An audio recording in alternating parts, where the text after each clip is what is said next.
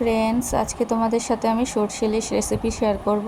তার জন্য মাছ কেটে ধুয়ে নুন মাখিয়ে রেখেছি, হলুদ নুন মাখিয়ে রেখেছি। এবার কড়াইয়ে তেল দিয়ে একটুখানি কালো জিরে ফোড়ন দিয়ে তারপরে সরষে আর লঙ্কা বেটে রেখেছি সেটা একটু তেল দিলাম, দিয়ে সরষে লঙ্কা বাটাটা দিয়ে দিলাম। একটু নুন দিয়ে বাটবে, তাহলে সর্ষেটা তিতো হবে না।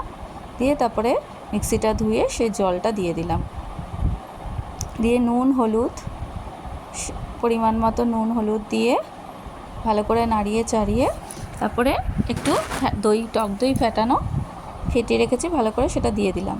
দিয়ে টক দই ফেটানো কাপটা ধুয়েও জলটা একটু দিয়ে দিলাম, দিয়ে তারপরে ওর মধ্যে মাছগুলো এক এক করে ছেড়ে দিলাম। ইলিশ মাছ যেহেতু ভাজার দরকার নেই, দিয়ে তারপরে কাঁচা লঙ্কা আর সর্ষের তেল দিয়ে ঢেকে দিলাম।